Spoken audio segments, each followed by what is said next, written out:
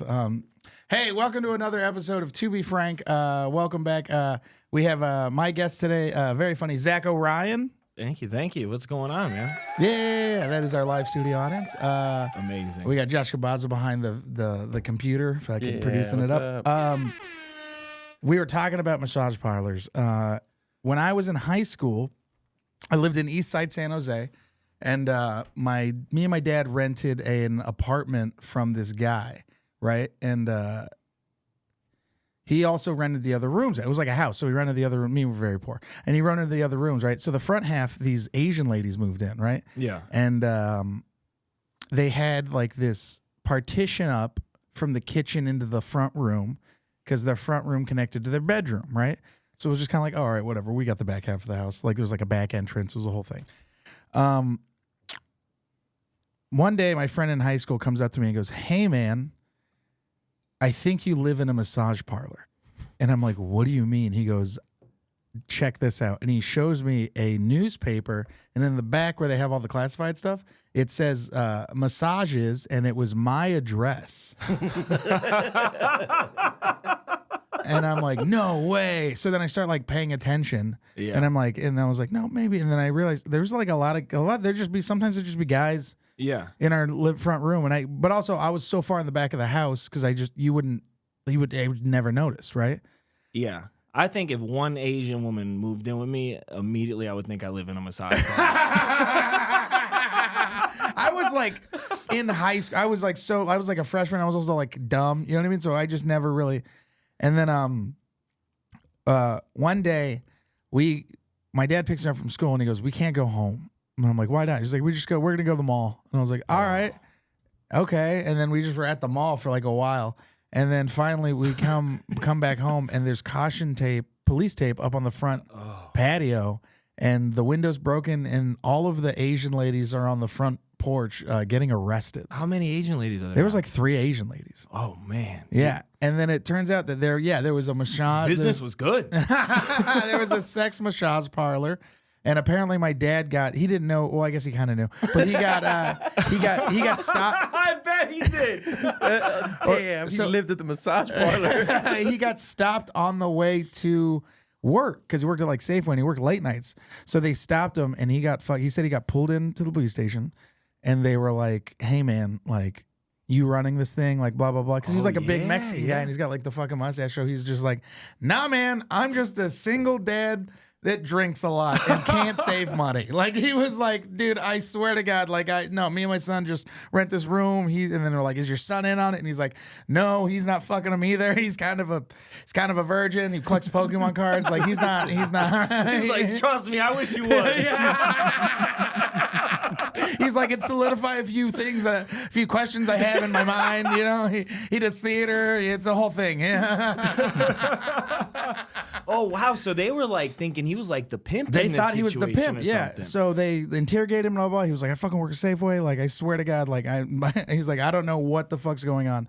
And then, they were like, "All right, fine." Like, they were like trying to get him to like wear wire and all this stuff. And he was like, I don't want to deal with any of this. I swear to God, like, blah, blah. And they were like, "All right, well, just don't be home from like this time." Right. Yeah. And then he was like, "Okay." And then he just like didn't go home. He just stayed home.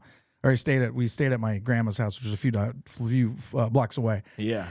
And then, so they got they got busted. And then he was telling me that he was like, it makes sense. He was like, I kind of had a feeling because there was one night where he was like, you weren't home. And one of the ladies like knocked on his door because I guess one of the guys was like getting rough with her. Yeah. So he had to like kick a guy out. Right. Yeah. And then he kicked this guy out and then she was like, "Thank you." And then he was like, there was a moment though I knew I could have fucked. Because she was like, "Thank you for saving me." And then he was like, "Ah, yeah." And he was like, there was like quietness and he was like, "Oh shit, I think I could fuck." And he was like, "I can't now, I'm not." Oh man. Yeah. Massage parlors are dangerous, man. Like I said, I just start going into the suburbs in Chicago because they wouldn't stop jerking me off. And it's like fun at first, but then you're like, all right, I got some actual lactic acid buildup. Like I need to get a fucking massage here. You know what I mean? And as soon as they grab it, you're out $100. You know that. You know that. So you got to kind of like rationalize that somehow. Or you leave like I did once. If only there was like a like they don't have that for women, right? They don't have like a massage parlor you go and a guy just fingers her and then she just comes and then you're just like, oh, my wife's just more pleasant. Yeah, isn't that weird when you think about it? Like we are actually monsters. No, weird. Yeah, absolutely. Dudes are monsters. 'Cause no woman would even like I've told like my friends that and stuff, and they're like, oh, it's so gross. And you're like, yeah, I guess I could sound like that, but in the moment. In the moment. Yeah. No, because we were talking about how it is real tough in the moment to be like, nah, like to be like, I gotta get like this is a weird situation. I gotta get out of here. Right? I'll be in my head like I wouldn't do it I'm not gonna do it, and then I'm doing it. I'm so doing it. This feels kind of good. I remember there's a story telling like so when I was like in community college, I was going and doing like this play. Shut up. Anyways, I was doing this play, and there was this older woman. Hey, man, I can't say anything about you. You grew up in a massage parlor, and you made it to community college, dude. I don't want to hear excuses from nobody. My man came up in a bathhouse and made it to community college. I don't want to hear any excuses. Oh my God, that's so funny. So I'm at Palomar Community College, all the way in San Diego. We were doing a play, and the lady across from us was not across from us. The other lead was this. She was an older woman. But I was in my 20s, so she had been maybe late 30s, early 40s. She had a kid. I still talk to her now. Very sweet lady. Nice. She probably hates that I tell this story. Okay. So we were at the after party, right? I'm in the bathroom taking a piss, and then I finish peeing, and then I go open the bathroom door, and I go to walk out, and I just turn the lights off, and I step in the hallway, and the hallway's kind of dark. Yeah. And then there's just a woman standing there, and then I get pushed into the bathroom, and then she's just like starts talking to me. She was just like, oh my God, I always felt like there's tension that we've had between us, and even the characters in this play, you know what I mean? And she's just like, sometimes I think it is now. Yeah, she's like, sometimes I think about you in the shower, and I was just like, and then I was like, oh my God. So she starts making out with me, right? I'm like not freshly out of high school. I'm like 19, 20 probably, yeah. Right? And so this woman's making out. It's nice. It's nice. Oh yeah. Right? So immediately as we're making out, in my head, a story pops up from when we were all hanging out in the green room, and she was telling a story about how she's also a masseuse, and she was like fucking around with this guy, and then one time the guy whipped his dick out, folded it, and put it in her window, and it like flopped out, and she was like, oh my God. She started laughing because it was so ridiculous and long, and she was telling me the story, and in my head I was like, I can't do that. Yeah. I can't do that. I can't. That's not gonna happen. He folded it like origami. It was a swan. Yeah. And then I was like, yeah, it's not gonna happen. In my head, I was like, this is gonna be very disappointing for one older woman right now. Yeah. My last guy folded his dick in half. I was like, yeah, I can't. No, I'm good. So there was a thing called female hysteria. No, yeah. Yeah, and they did used to get fingered. Yeah. And that was before they created the dildo. Yeah. There was a doctor who used to women were just wound up tight from not coming. Yeah. And their husbands would be like, go to the doctor. And they'd go to the doctor, and the guy would be like, yeah, I have this device. And it was like a hand crank. And he'd like fucking just blah, blah, blah. And they'd be like, ugh. And then they'd be like, oh, thank God. Yeah, I thought they did that to like their brains and shit. What was that called? Oh no, that was lobotomies. Yeah. Oh, that would be crazy. It's like you can't come. Well, you're getting lobotomized. Yo, women truly had it fucking terrible way back when. And it's all because we can't find the G-spot.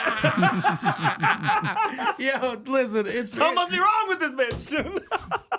No, I'm not gonna pretend like it's not bad at all, and it is our fault, and I'm so sorry. Yeah, but it's goddamn, is that hilarious? So wait, what was the story that I forgot? We were, damn it. Oh, not the lobotomy, the other one. Oh no, we were. Oh fuck, I was talking about the woman who pulled you into the. Oh yeah, the woman who pulled me into. Yeah, so she talks about the dude folding his dick, and then I'm like, oh shit. So like I just kind of like we start making out, and then I go, I gotta go. She was like, she goes, let me take you home, come with me. And I'm like, all right, give me a sec, I gotta go talk to my ride. And I run to my friend, and I go, we gotta go. I was like, and she's like, why? And I tell her what happens, and it's so shocking to her. She screams so loud. Everyone in the party looks at us, and she screamed in a way that like, if you like, people thought like I did something to her, because of how shocked she screamed. And so we're all going to the car, and then she pulls up, and she's like making out with me, trying to pull me into the car. Yeah. And my friends, thank God, they pull up, and they're like, Frank, we're gonna give you a ride home. And I was just like, yeah, they got to give me a ride home. And she's like, no, I'll just drive you home in the morning. Oh. And I was just like, I live 3.5, like not even 3.5, like from where we were, it was like a 2-hour drive at least, like an hour and a half, 2-hour drive, right? Yeah. And in my head, I'm like, I couldn't imagine how quiet that drive would be after not being able to fold my dick in half. You're just in the passenger seat, like. You like Maroon 5? Yeah. You know, so my first year of community college is going pretty well. You know, taking some electives. You said you're a masseuse, right? I got a story.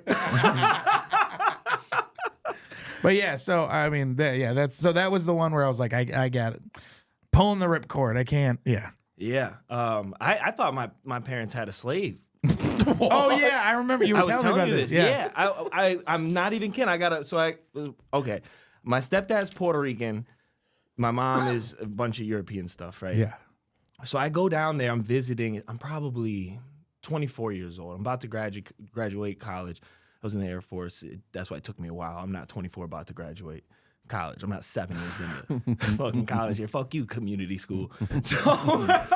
So I go down to visit, and I get there. And I haven't seen my folks in like 9 months. So hey, so excited to see you. How's everything going?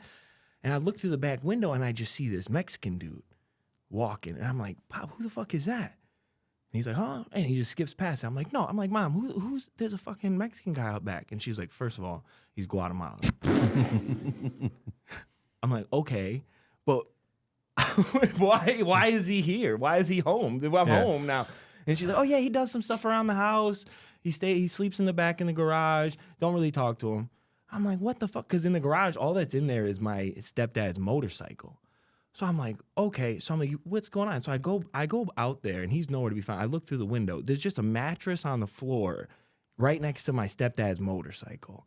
And this is where this dude's living. So I'm like, I'm not going to ask too many more questions, right? It's late. I'm going to get some food, go to sleep.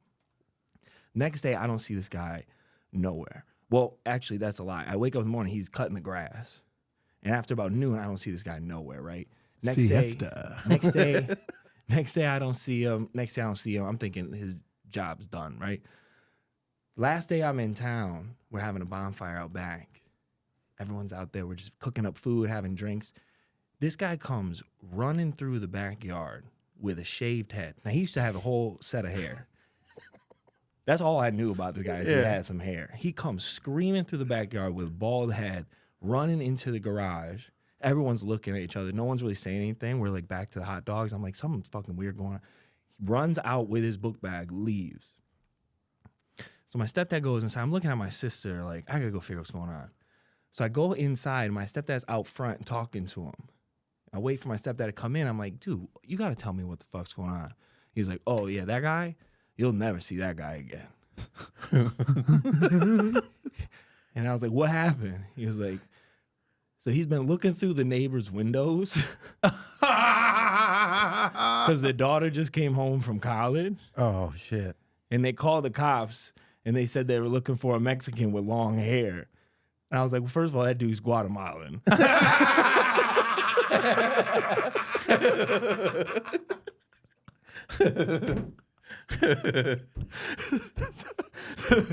So he shaved his head. They're never gonna find did it, dog. You shave your head, you hella did it. Oh, dude, wait, I shaved my head.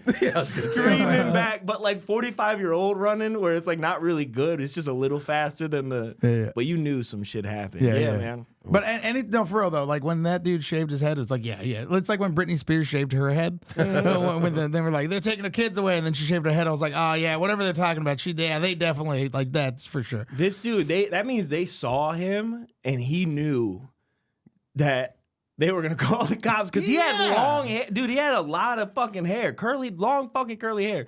And he must have just cut that shit off with his pocket knife. You know he had a pocket knife. Oh my God, that's fucking Guatemalan. So I was that reminds me of that. So when my grandfather remarried to my step grandmother, may she burn in hell. And so she had a son who was very nice. He just was kind of like this. The way they explained it to me was they were like, he's kind of disabled, right? But in the way they said it was not very correct or politically correct, right? And then I remember just reading, I was like, what does he have? Like Down syndrome? Is he like ADHD? Like, what is it like? And he could, because he was just kind of like weird. Like, yeah, you're like, I need to get to the bottom of this. Yeah, he was like, you couldn't really tell what was, you knew something was up. Like he didn't have Down syndrome, but it was like something kind of to that extent. Yeah. Where you're like, oh, did he like get hit in the head really hard? Because like he had his own room. One of them boxes. Yeah, because he would like kind of just stand, just be quiet, and just kind of just, and like you talk to him, and be like, huh. And like he was just weird. It was just a very odd guy. Something's off. And his bedroom was a bunch of posters of like bands. So he was like maybe 30, 40, but all of like it was almost like he was a teenager permanently, or like young. I don't know, it was just like a younger guy.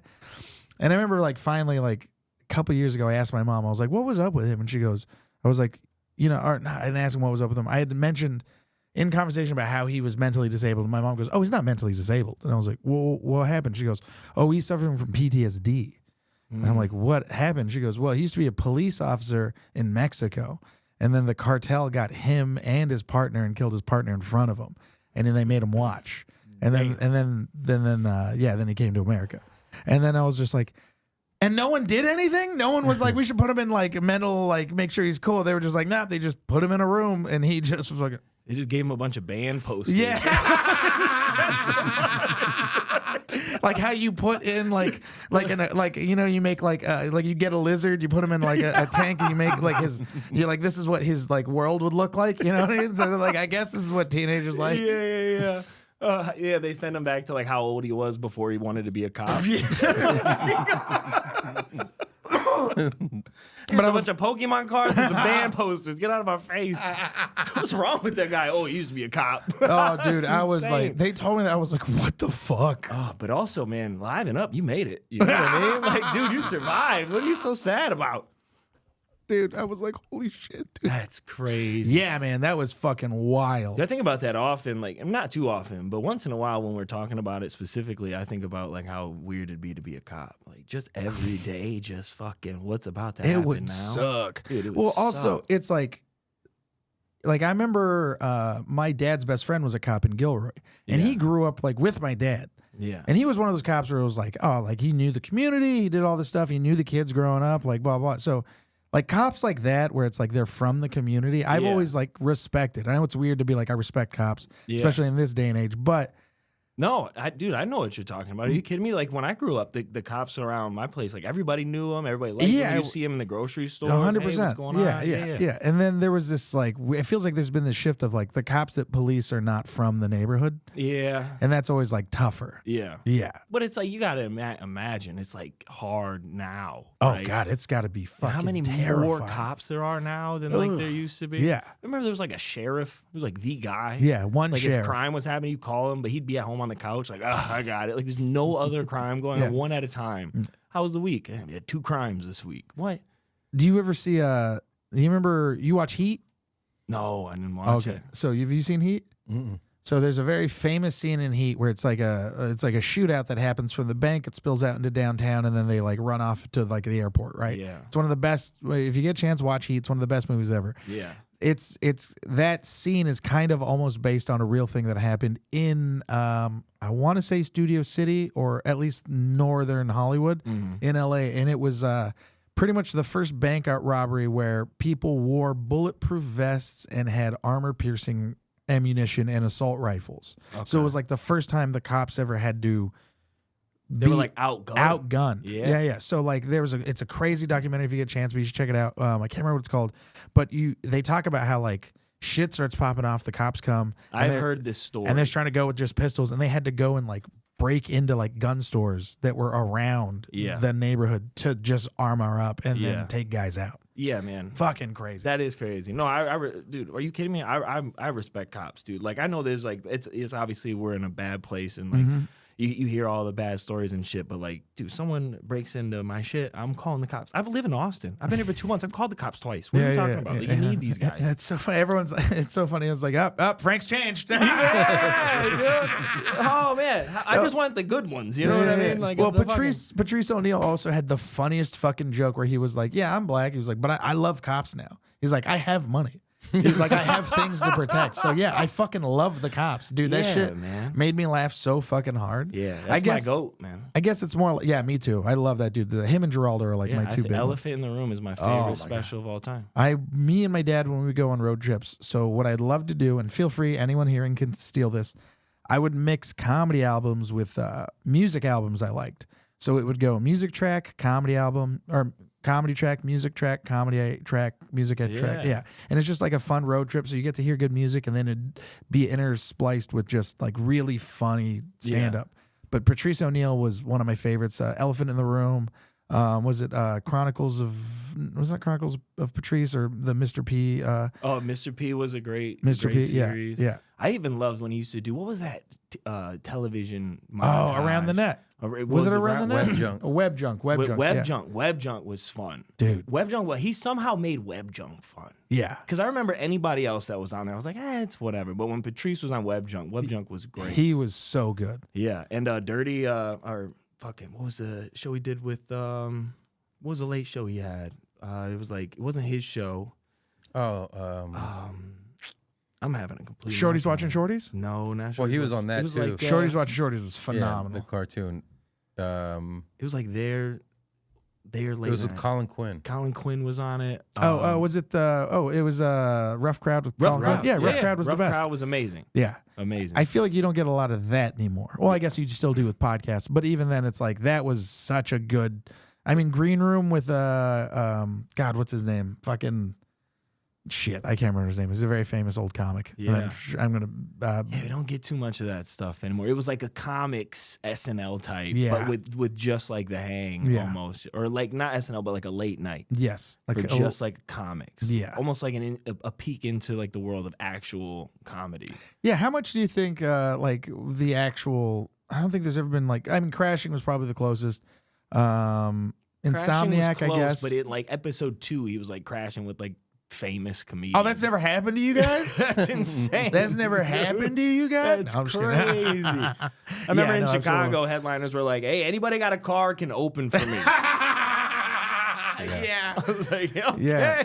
And then you're hanging out with a dude at a Starbucks, and you're like, "This is not as glorious as I thought it was gonna be." Yeah. Then he's like, "Also, can you buy coffee?" Yeah. You got this? Yeah, you got this? Yeah, cool. Yeah. I'm giving you spots. Yeah, I'm waiting for the club check to clear. You're finishing up your comped meal, and they're like, "You can finish that?" Yeah. Oh, the early days. Oh man, dude, there's nothing better than eating at the club and then ordering food to go. Yeah. Because you know you're not going to survive till you get back home. Yeah, you're like, fuck, that's this is an 8-hour drive. Oh my God, I'll wither and die. Yeah, to go, please. Yeah. I was telling that. So I recently opened up for Pauly Shore. Love Pauly. I love you to death, no matter what. One of the, I don't know if it was like, it's like one of the traveling agents fucked up and forgot to book my ticket, and so they had to book it late. So I had to ride Spirit, which was fine. It actually ended up. I have a theory with Spirit where it's like you get one sick, clean Spirit ride. Yeah. And then every other one is fucking terrible. Oh, let me know when I'm due. I'm due for that one good one because I never in my life had a good Spirit. That's crazy. Dude, I went on there and I texted my wife and I go, it was not that bad. Wow, what'd they do? I don't even know. It was literally just the only thing I could complain about was that it was just the seats were a little bit more uncomfortable. That was it. Yeah. But that was to be expected. How have we not figured out air travel yet? I mean, dude, here's how it goes. Hey, seats 40 through 50, board now, and then they go to the back. Seats 30 through 40, board now, then they go to the back. It's insane. Oh, classism, baby. These groups and class. Yeah, it's these fucking you pompous assholes. G1 dog. Class. Yeah. Like, first class is fucking all this up. And then first class got a board last. Fuck you. Dude, my wife's grandparents. You get leg room. You get to get off first. And then that's how we all get off anyways. Naturally, that's how we get off. Why do we get on crazy? You got to pay so much to get off first. Oh, dude, and nothing pisses me off. I know people get mad like when you stand up when the plane lands. First of all, it's very uncomfortable. I need to stand up and stretch. Yeah, you're tall. I get it. Yeah. Short kings, relax. Yeah. Okay. Second of all, if you notice, to stand up and grab your bag and get ready to go is efficient. There's nothing worse than like the people in front of you haven't even stood up yet. And now the people in front of them have left and they got to stand up, fucking find their bag above their head. It's back here. So we're all backing up now for them to grab their bag. And you're waiting an extra 3 minutes just for the two people in front of you. We got to figure out air travel. Dude, I think there should be 100 doors on a plane. Everyone gets their own door. Everyone gets their own door. We just walk in, sit down. Sit down, make sure it's locked. We're all adults on plane. You know I'm forgetting to lock the door. You know I'm forgetting to lock the door. You know we're hitting fucking altitude and someone's getting sucked out of the door and I'm like... Every time. I just did this last week. I'm on like, Spirit. fuck! Oh my God. 100 doors on a flight. That shit made I don't know why that made me laugh In so and fucking out. hard. 100 ladders pull up to the plane. That's so fucking funny. 2 people per ladder. So shit, I was talking about the Spirit. The Spirit wasn't bad, but now I forgot what the other one I was talking about. I'm so high. What's the green one? Frontier. Frontier's terrible. Frontier's bad. Oh, now I remember. It was the Pauly Shore thing. All right, so Yeah. I was opening up for Pauly. So I flew Spirit, and then we were at this the Hilton Suites Inn, which actually wasn't bad. It was It's a Hilton. It sounds nice. yeah. I mean, it was or my bad. The Holiday Inn Suites. Never mind. Those are Big two different things. difference. But it was nice because it was in the richest city in Detroit. So even though it was like a shittier hotel, it was still nice. And then I got there and the guy recognized me and I was like, oh, this is sick. And then he put me in a balcony room and I was like, fucking, at least this is nice. You're in a balcony room in Detroit. And I was like, yeah. Well, it was Birmingham, all right. Oh, okay. Yeah. So it was cool. I was like, this is nice. And I'm like getting ready to go to bed. I'm like, it could have been worse. This trip was dope. And as I'm pulling the sheets up, I notice there's a spot on the sheet as it's coming up, and it's just blood. No. Then I was like, and then I remember being like, well, fuck it. And I just turned all the sheets around and then just fucking slept on top of the sheets because I was like, I'm not fucking calling them yet. Where do you think that blood was from, Frank? I don't want to know. Hopefully a fucked up toe. Yeah. I'm highly unlikely. I'm highly, that's from a head or a vagina, for sure. That's the only 2 places that blood came from. He's like, hopefully it was a hangnail. No, yeah, I was in Detroit, right? There was some blood on the sheets, and I was like, damn, someone stubbed their toe. That must be what it is. Frank the optimist, you know what I mean? That must be what it was. Allergy season. It must be. Oh my God, that's so goddamn funny. Oh my God. All right, so we'll get into these questions. So these are written by my wife, aka the Question Master, that Matt McCusker has nicknamed her, coined her. Ooh, nice. I think I wrote these down. Oh yeah. Dude, I'm fucking lit right now. That was so, dude, this has been an absolute blast. Yeah, this is nice, man. This is awesome. All right. What is one meaningful piece of advice you've gotten in your life, and how has it been meaningful? My niece gave me some real advice. Yeah. How old your niece? 23. She passed this year, but she was 20. I'm sorry. No, 23. Yeah. Her advice. She was just like one of them. You ever just meet somebody who's just never not this? Like, this person is this person at all times. Like, for better or for worse. Any situation. Funeral, wedding. Yeah. Right? Toys R Us. I don't know. The mall. You would act the same. Yeah. Just the coolest person. I remember one time I was telling her just, like, the difficulties of stand-up. And, like I have certain anxieties about, like, groups of people rather than, like, one-on-one conversations. That's why I like stand-up. And I remember her just saying, yeah, why don't you just not think? And I was like, that's the best advice I've ever heard. Because one thing I noticed is my brain is always just trying to think like a step ahead, just so like I don't trip, kind of. You know what I mean? You pay attention to what's ahead of you so you don't trip up in that moment. And then I was like, well, all that does is make my brain think. Yeah. And you don't get to be present. And you don't get to be present. So now I knew what she was saying. It wasn't like don't think. It was clear that and just focus on like what's right now. What's this conversation we're having right now? So now I actually actively do that, and it's helped in like every aspect of my life: communication, my social anxiety, stage time.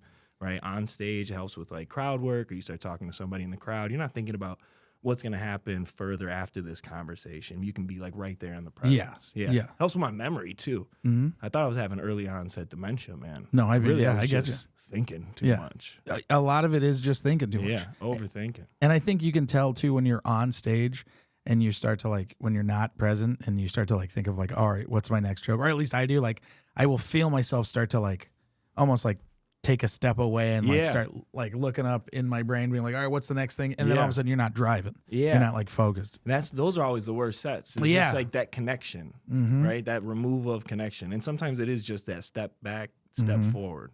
You can catch it and get right back in. And I've done that so many times on stage where I've been like, oh shit, I'm just kind of like going through my motions here. Let me get back into it. Yeah. It's almost like this veil, right? Yeah, you start to like slow down. You're like, oh, and then you feel like, because it always comes from like nervousness. I notice I do that at the mothership a lot, where like I'll notice like my 8-minute opening set that like is funny, has all these blah, blah, blah. And then I'll get up there and I'm like, oh, I did that in 5 minutes. Yeah. You just sprinted through it. You yeah. enjoy Or I those cut moments. Tons of stuff and just hit the big beats and was just like, I should have took the car out for a drive and like just relaxed. Yeah, you have that. Sometimes the top's down, you're in the wind, you're in the countryside, the wind's blowing through your hair, and sometimes you're in a taxi cab and it's New York City. You're just trying to get from A to B.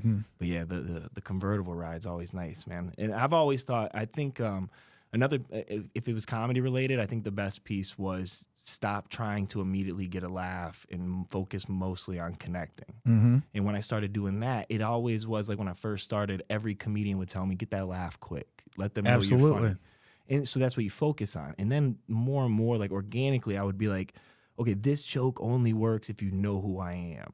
This joke only works if you know who I am, or if you know like my sense of humor or my, you know what I mean? So then it was like, okay, well, instead of getting that laugh early, let me focus on getting that connection early. So then I can get away with this punchline or this twist and this 180. So then it's like coming up and not like, hoorah, how's it going? But just like a little, nuances, facial expressions, just how you would in any group setting. You wouldn't actually walk into a group setting and go, dad joke, here it is. And they'd be like, who is this psychopath, right? So you get in there.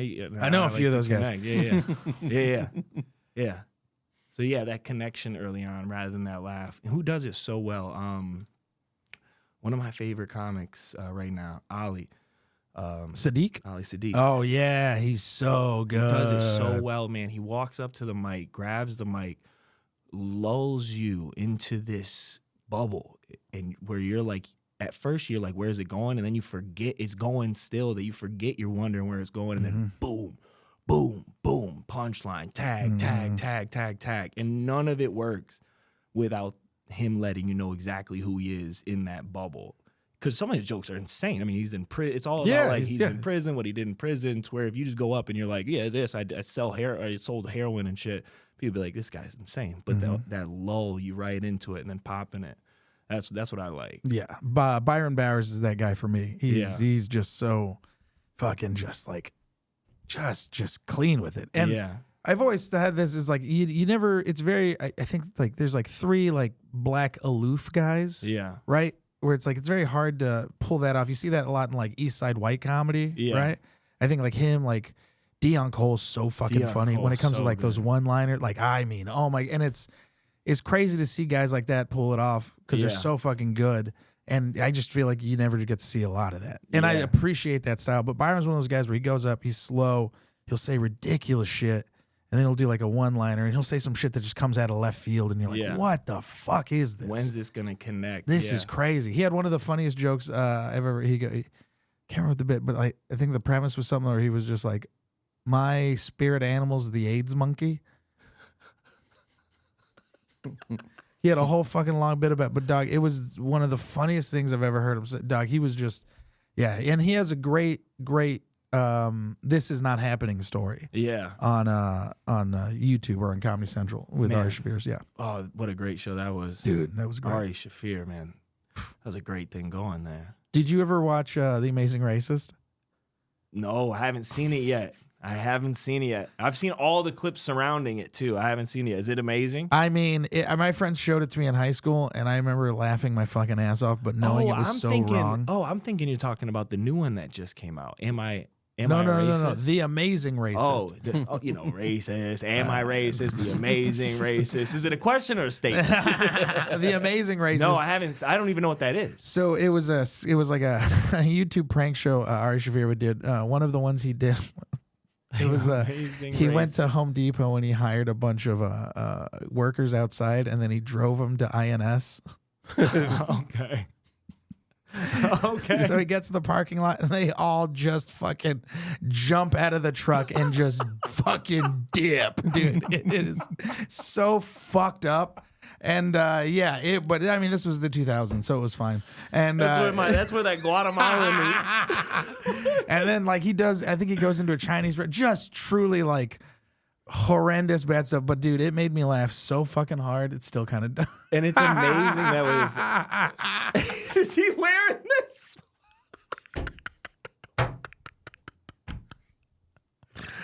Oh my God. Yeah, it was crazy to be like a teenager to watch this and then also go to the store and eventually like meet guys like it's very fun. And he's the sweetest guy in the world. Yeah. Yeah. Dude, that is amazing. Is he wearing that sheet while he's dropping? Because how did they not know he was going to take him to fucking INS, dude? Oh, no, he wasn't wearing the Ku Klux Klan. That was something. The whole show. Like, trust me, it's my favorite shirt. Yeah, because if you don't have the hood, it just looks like you're wearing a shirt. Yeah, exactly. That's so it's just my favorite up. Shirt, man. He's just got a long tee on. Oh my God. Season 7. Oh, okay. What is something you value but struggle to actually live by? Oh, something I value but struggle to actually live by. Downtime. Okay. Yeah. Like, I actively seek it now, and I try to, but, like, it's really hard for me to, like, shut everything down. This anxiety kicks in, because I'm older, man. I started comedy when I was 30. Whoa. So, like, I'm 37 years old, so I've been doing comedy. Interesting. I'm coming up on my 8 years in January. So there's always that, like, that angst to like absolutely. do something with it now, right? You start going out into the scene. Like I just switched scenes, so you're starting to see a lot more comedians in the scene that are younger than you, that are like getting those opportunities, and the landscape's totally changed. Landscapes totally change, and the nice thing about that though is like with the addition of social media, right, and how that's pretty much a marketing platform for us. The cool thing about it is now you can just really go out and find your own audience, which is great. Yeah. If you're willing to put the work in, right? So now it's that whole thing where it's like, actually, I could always be working. Yeah. Right? When you work like an 8 to 5, there's that release at 5 because you're like, there's nothing to do. Yeah. But when you're following your dream, it's when you're following your 24/7. dream, there is never nothing to do. You can send that email. I can update my website. Yeah. I can post this clip. I can add captions. You can hate watch someone's clip. I can talk shit. I can talk shit through my burner. You know what I mean? I can do all this shit. I've never done a burner. I should. I've never done a burner. Dude, I hate my social fucking media. I'm going to have a burner account, and I'll just talk shit on my account. That's what's fun about it. Are you kidding me? Yeah. So, yeah, it's that downtime. And, like, when I have it, I'm like, there's, like, a quick breath, and I enjoy it, and then I just try to hold on to that as much as possible until that fucking psychopath comes back up. He's like, back to work, bitch. And I just try to rip that fucking Puffco one last time before I totally know that. I know that feeling so well because it's like, my wife will have to like fucking drag me and be like, hey man, you gotta fucking take a day off. Yeah, put your phone down, put your laptop away. And this is something I know I have to work on. There's times where like, because this is so crazy. Yeah. Right? And then you go and you have to be like, I don't want to say you have to go be a person, but it's like you go and you're hanging out with the family or you're like doing stuff or you have to go do a holiday and the whole time you're like fucking yeah. You know, and then you're like, I remember one time in my head I got angry at her. Because I was like, you're making me go do family shit. Yeah. And then I was just like, who are you? Why are you getting angry to hang out with family? I got 3 cousins. They got kids. I don't know none of their names. Yeah, and that starts I'll to be be lying. the I walk in, they're like, your cousin Jesse wants to talk to you. Jesse! Yeah. Long time no see, motherfucker. Yeah, you're like, I hope you guys like toys. My mom could fuck with me next time and be like, their name's Frank. Hey, Frank. Like, see, I knew you didn't know their fucking names, dude. I'm sorry. I don't know what to tell you. And it's like, I go to those events and the whole time, like how I put it, like if I'm going to be home for like 4 days, I know I'm only like about 2 of them. Mm-hmm. So I got to schedule all the family shit in those 2 days. And I need like 2 days to just be with like mom. Cause I'm going to be mean to Uncle Mike. Yeah. Cause fuck him. On day 3, I got shit to do. Yeah, man. absolutely. Yeah. I got shit to do, dude. I don't want to see extended family for longer than 3 days. I remember my uncle was like, I moved to Los Banos. I have like a 5-bedroom house. Are you going to come visit? And I was like, dog, absolutely not. We will never talk again. Let me know when you're my neighbor. Yeah, I was like, bro, I'm never coming out there. Let me know when you live down the hall. I'll see you on my way to work. I'm like, I love you with all my heart, man, but nah. Dude, are you kidding me? There was a comic that came in town yesterday, and I saw him. And it's just, my thing is fuck plans. I hate plans because I'm going to change them. Oh, yeah. You know what I mean? I have ADHD like crazy. Dude, seriously. And then reason why I hate making plans is because there's probably already plans in place, and I'm just gonna overstep those plans, right? With a different color calendar. You know what I mean? Yeah, It's yeah. just, my whole calendar is just the rainbow flag, dude. It's just shit stepping on top of shit. I'm not even supposed to be here. It's just shit. You're like, I'm stepping supposed to on do top another of shit. podcast. And then I feel so bad for like canceling or being late on shit. So fuck plans. That's why I hate holidays, because they're the same time every year. Yep. Switch it up. Yeah. Switch it up. You don't know that's when God was born or whatever Christmas is.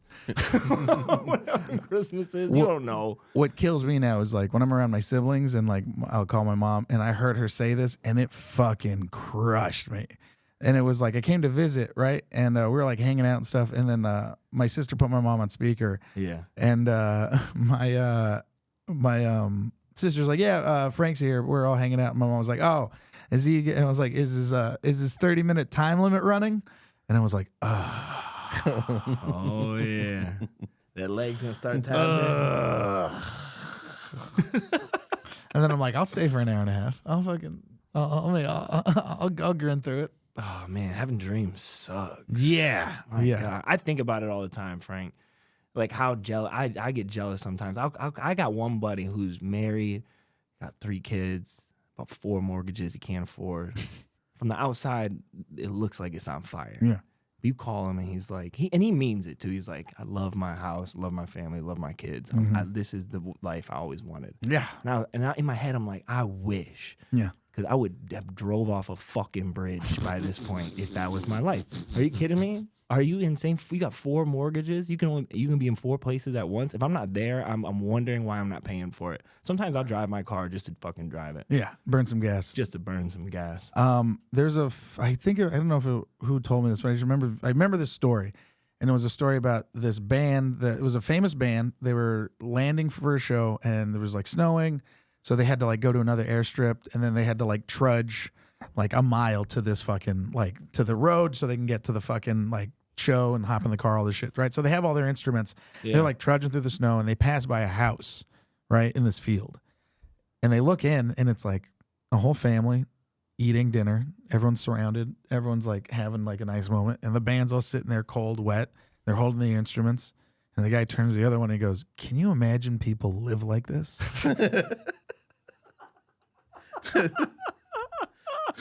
And that's the story I tell when I try to explain what it's like to be an artist. Dude, exactly. I'll walk by a happy man and a wife sitting on a patio, button-up shirt. She's got a beautiful dress on, red lipstick. They're drinking champagne. I'm walking to an open mic where I'm about to hang out with 16 people who are probably talking about Dungeons and Dragons. And I'm like, I hope that shit is never me. I hope I'm never that happy at 7 p.m. on a Thursday. I hope I'm sad and nothing I say tonight is going to make anyone laugh. She's giggling at all the bullshit he's saying. No, you know none of it's funny. No, because that's love. No, I got to have dreams. Oh, it's so rough. But that's why I like the wife. It's like, it grounds me. And it makes me realize I got to stop being such a crazy fucking person. Yeah. All right. What do you think the current state of your home says about you? Disorganized for sure. I just moved shit around today. I've been here for 2 months. My couch has been in 5 different places. Dude, I can't. I get bored and just switch it up. I'll have nothing to do and I'll be like, I'm moving this couch. I'm gonna move this couch, and then I'll move the chair. I've sat with my back against every wall in that apartment, Frank. Yeah, disorganized, lonely is what it probably says. 1 PlayStation controller.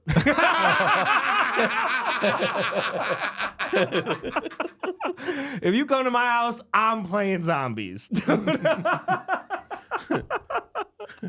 Ain't no Mario and Luigi going on around here. It's fucking Mario, dude. That's so Mario fucking funny. only. I get that loneliness. So this trip was kind of like somehow sitting for my friends. And it's like, you saw the place. It was, top floor. It's fucking sick. Yeah. But nice. it's just me in there. Yeah. And my wife came this weekend. It was great having her there. It was so much fun. And then like she left, and dog, I've never been so sad in my life. Yeah, dude. Because it's like, it's fun. It's great. But I can definitely tell where I was like, oh, this is going to be the work. Because it's like I come, hang out, wake up, get food, go get coffee, write, fuck around.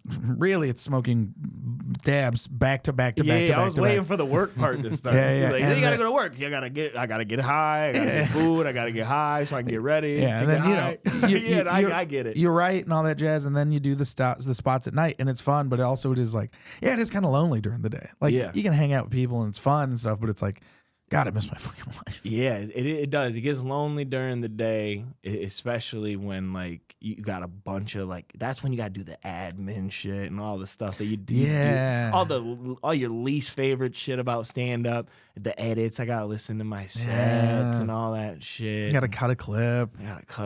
Yeah. So then you're doing that. And you're like, what the fuck? Then you go out at night and you have some. You hope you have some good sets. And you're like, oh yeah, that's what I do it for. For that, for that 8 minutes of joy. Yeah. 23 hours and 52 minutes of misery.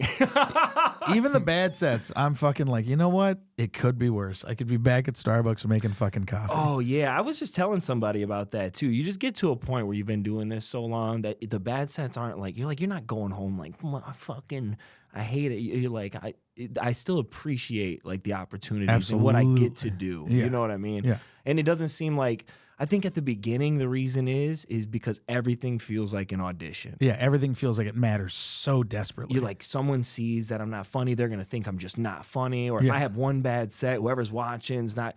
But then when you put enough out there and your resume gets big enough to where it's like, if someone has validated you or enough people have validated you, I think that's when you become better. Absolutely. Because now you're having more fun on stage. Yeah. You're taking You're more risks. You're not stressed. You're taking more risks. Everything isn't just every 8-minute set is your best 8-minute set. You're trying new shit. You're taking more risks. There was a moment there when I think my hardest time in comedy was when I switched from when I first started doing like those 45-minute sets. Yeah. Because you're going from like a 20 to where you'll nail that shit down, right? Just in case you got to go do a quick, you get asked to do a feature set for like a headliner and you wanted to impress. Here's your 20. Here's my 5 jokes that I know is going in order. Boom, boom, boom. And then they're like, okay, go do 45. And you're like, okay. And you do it. And maybe the first time is like, you just kind of go through it. Yeah. You run through like your set. Every single bit you've ever written. Every single bit you've ever written. And the first time you do it, you go, oh, well, none of that makes sense together at all. You're like, fuck. Oh, fuck, dude. It's like putting your breakfast, lunch, and dinner in one meal. And you're like, damn, none of that goes well. Eggs should not be. Then you start to like figure out how it flows all together. I got cheesecake and my eggs, Frank. That's not supposed to go together. What the fuck? Yeah, so that was the hardest for me. But then when you figure that out, and then you figure out how to do a narrative, and now you're connecting you start to with build the an audience, act. You build an act. Then it gets more fun, and then I think there's just a certain point where you're doing it enough to where now every set doesn't feel like an audition. Yeah. Right? You don't have to like kill here in front of these comedians, right, to get bookings on future shows. Obviously, your aim isn't to have a bad set, but your aim should always be to try some new shit, try a new style, tell that joke in a new way. Let's see what's better. Because I have different emotions, right? Some call it schizophrenia. I call it just good days and bad days. Good days and bad days. You know what I mean? Yeah. So like I play with like the cadence of a lot of my jokes. We're like, oh, today I'm feeling a little lower energy. Let me deliver this set with lower energy and see if any of these jokes actually hits harder, with a lower energy, with a lower demeanor, right? And then vice versa. Oh, I'm having a good day. Second set of the day, I got high energy. Let me deliver this to higher energy. Maybe this joke works better. And then you can start piecing it together, playing with your cadence, playing with your rhythm.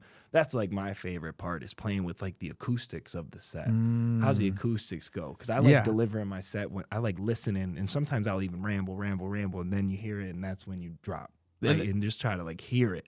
It's crazy how sometimes just an inflection on a word, maybe like a little bit of a pause in a certain spot, or like just the way you say something, the way you look, you know what I mean? It's just crazy how small little things will change everything. You'll get a laugh where you didn't. I was like, oh, that's weird. I didn't even realize that was kind of funny. Yeah. I didn't know I could use my face. Yeah. I'm allowed to use my face. Yeah. Like man. cheating. Dude, when you see someone start to like, Jamar Neighbor's one of my favorites.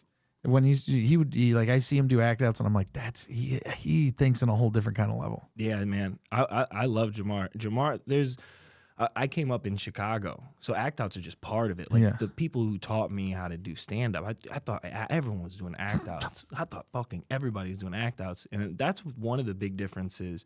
Every city's got their own thing. Chicago's just a high energy town. Yeah, man. Like you're gonna go there, you're gonna see an act. Like there's such a lower percentage of comedians there that are deadpan or monotone. I don't see anybody just leave the mic in the stand in Chicago. You're taking that motherfucker with you because you got to put in some miles. Yeah. Right? I mean, Chicago's high energy, and then you come here, and I think it's more of like a traditional sounding to where it's still like a little bit more old school, and like the delivery focused on like words and specific words, and every time you hear it's gonna be, kind of the same cadence. So it has been fun to kind of play with stuff now. So now I'm trying to find like a balance, because I don't know about you, man, but I'm always still trying to refine who I even am on stage. Like, am I actually this? Am I actually that? And sometimes like things will be going so good, I'm like, let me fucking throw a wrench in here real quick, see if this fixes it a little bit. So I enjoy the malleability of stand up and how it can always be different. And like watching some old school comedians like Dave Chappelle, and watching him in the beginning of his career, so much energy, so eclectic, so enthusiastic, and then watching him towards the end of the career where it's like more slowed down, slower. And there's a lot of comedians that you can reference that to, right? And it's been fun, kind of like going through the point where I'm solidified and getting the spots that like younger me would like have really loved to get. And then going back and becoming like a student to the game again, and be like, okay, now that I'm here, let me go back and do those things that got me here again, and just thinking about it from a different way. Whereas before, I think I was thinking about it without enough knowledge in my head to really know what was going on. Oh, absolutely. Yeah. And now going back, I'm like, oh, I see what the fuck was going on. This is nice. I've had older comics like yell at me and be like, you can't do this yet. You're just still too young. Yeah. Like you don't, this is a level 10 mission. You're a level 1 still. Yeah. And you're like, oh, okay. And then, because you're not the same comic that you were when you started 7 years ago. You're always growing. You're always getting different. And that's why, like, I think it's important to put stuff out, or at least just like put stuff on tape, because there'll be times where you're like, oh, I've been saving all this stuff up. I'm gonna record it, and then you put it out, and you're like, oh, that's something I wrote a couple years ago. And I have noticed, like, when I do that, there'll be times where I'm like, oh, I'm not selling this to my fullest ability because I know it's just something I'm not. Oh yeah, or another thing, another angle is going back into some stuff and being like, damn, that was kind of working, but I think I'm so much better now. I've done that where you're like, oh, this wasn't even where it was going in the first place. I'm gonna redo this. Yeah. I've had stuff where it was my closer. I had a fire drill bit. It was my closer for a year, and then for some reason, it just stopped working. It just stopped working, and I forgot about it. And one random show was at Zany's in Rosemont. I was opening for Hannah Berner. She's a sweetheart, and it just popped into my head. Someone said something in the audience, just popped into my head, and I just said it as if I was mad at it, that the joke didn't work, and I knew it was funny, and it crushed. And from that point on, I was like, oh, I just wasn't selling it. Yeah. Like I had to sell it this time because it was so in the moment, and like how I would say it to like a friend, that I think I just got to the point where I was expecting it to work. That I was just going through the motion. Yep. Just giving it to you stop getting excited about stuff. Yeah, you gotta sell it. Yeah, man. And then I think that starts to happen. You start to like shelve things, and you're like, all right, I gotta do something else. Because then it gets, it makes you feel excited. It's like a band playing a song that like I saw Under Oath play their 20 their it was like a 20th anniversary of their Only Chasing Safety. Phenomenal album, great album. But as they were doing it, you could tell where you're like, oh yeah, you guys might be tired. Like you love this, but there's a time where you're like, yeah, I'm tired of playing the same song all the time. Oh yeah, I like playing the new stuff. Yeah, I mean, how sick do you think R. Kelly is of singing "I Believe I Can Fly" in prison? In prison right now, he's probably once a day, once a day. Hey, big dog, come on, man. One time. Hey, everybody, He's gonna do it. Yeah, he's gonna do it. Come on. Yeah. Come on. We're not gonna stab you this time. Come on, Big R. Come on, Big R. Awesome, dude. Anything you want to plug before we get out of here? Also, thank you for the Pikachu card. Thank you so much. Dude, do you like that? Yeah, it's going to really that was be my favorite card. I'm going to fucking really start collecting Pokemon cards now. I can already tell. Yeah. For those of you who don't know, the lovely Frank hooked me up with an amazing rig from Puffco, and in return, I gave him a Pokemon card. Yeah. That may not be cool to you, but to us, we know I that was like, fucking cool. sick, dude. It's a Van Gogh. Yeah. Let me know if you got a Van Gogh. Yeah. Frank does. Yeah. That's going to be very, very fun. Grew up in a massage parlor. Went to community college. It was for like 2 years. Ended up with a Van Gogh. I don't want to hear your excuses. Right. Yeah, I got one plug. Go ahead. I'm doing my favorite club in the world, January 18th at 6 p.m. I'm headlining Side Splitters in Tampa. You ever been down there? No, not yet. I hear it's a phenomenal club. Dude, best club in the country, I think. Shout out to BT. He runs an amazing establishment. I can't wait to be down there. So if you're in the Tampa area, come out 6 p.m. January 18th. It's a Saturday. Hope to see you there. Hell yeah. Thank you, Kalia Extracts. Thank you, Puffco. Thank you, Comedy Frequency. This has been a fun episode. Have a good one, guys.